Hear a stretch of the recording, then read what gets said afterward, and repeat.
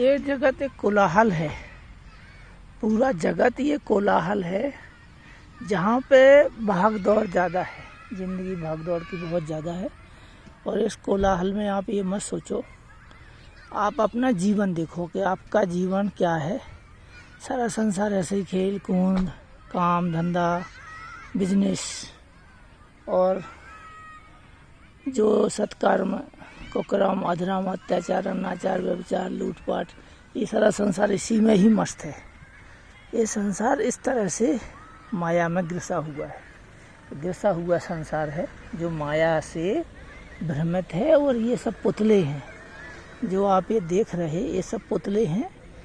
और इस पुतले में जो भी आत्माएं हैं वो अपना कर्म करके, सत्कर्म, अधर्म, अत्याचार या अनाचार या शुद्ध कर्म, जो भी जैसे जिसके स्वभाव है, सात्विकी, राजसी, तामसी, इसी प्रकार से समस्त मनुष्य अपने कर्मों द्वारा आराधना करके, अपने कर्मों के कारण, सत्कर्मों के कारण ही जीवन श्रेष्ठ बना सकते हैं अपने कर्मों के द्वारा। और कर्म कैसे होना चाहिए? निष्काम कर्मयोग, जिसमें कोई इच्छा न रह जाए। यदि कोई इच्छा रह गई तो वो मानव जीवन नहीं है, फिर वो जीवन पूरा का पूरा खत्म हो जाता है। जिसका जीवन दूसरों के लिए जीवित है, वास्तव में वही जीवित है।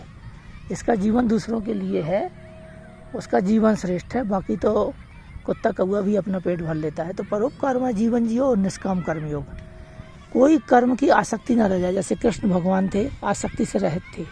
उनको कोई सात्विक, राजसी, तामसी, सतोगुण, रजोगुण और तमोगुण, तीनों गुणों से परे थे।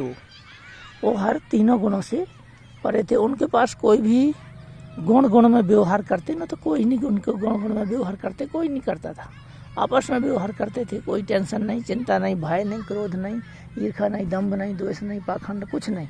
उनके पास सतोगुण, रजोगुण, तमोगुण, इन तीनों गुणों से परे गुणातीत थे। गुण आपस में व्यवहार करते हैं।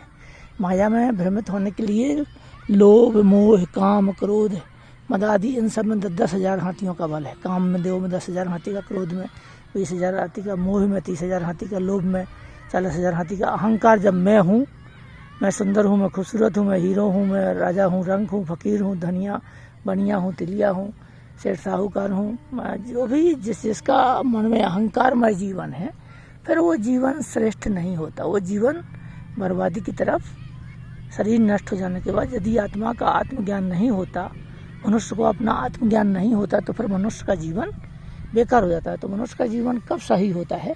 जब आदमी सत्कर्म करने लगे। यदि आदमी सत्कर्म ना करे तो उसका जीवन बेकार ही है। सत्कर्ममय जीवन सबसे बढ़िया जीवन है। सत्कर्म करना चाहिए। सत्कर्म से आदमी की आयु भी बढ़ेगी और स्वर्ग भी मिलेगा और मोक्ष भी मिलेगा। लेकिन निष्काम कर्म, इच्छा से रहे थे, ठीक है ना। आवे तो हर से नहीं, जाए तो दुख ना हो, ऐसा जीवन जीना चाहिए जिसमें आत्मा मोहित ना हो, निर्मोही जीवन।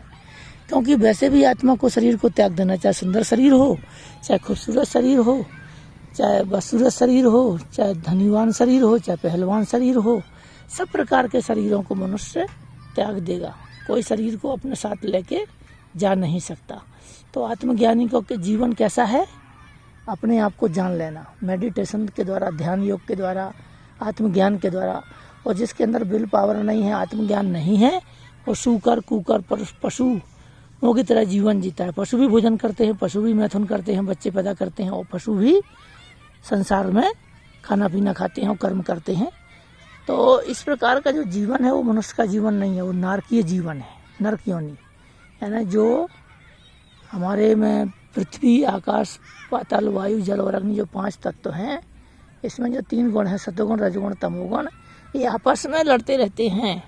सतोगुण कहता है मैं आगे, सतोगुण तमोगुण को दबाता है। तमोगुण बोलता है नहीं, मैं प्रमाद करूँगा, आलस करूँगा, ईर्ष्या करूँगा, द्वेष, दंभ, पाखंड, मिथ्या, नाटक करूँगा, चोरी डकैती करूँगा, बलात्कार, हत्या, मर्डर करूँगा, ये तामसी है। सोऊंगा, निकृष्ट भोजन करूँगा, मीट, मांस, मदिरा, शराब, ये है तामसी। और सात्विकी जो देवलोक से परे, वो सात्विकी है। राजसी में राज करूँगा, झूठ बोल के, अत्याचार के, अनाचार, लोगों को मार के, लोगों को बेवकूफ़ बना के, मास्टर बांड बन के, ये है राजसी, राज की इच्छा।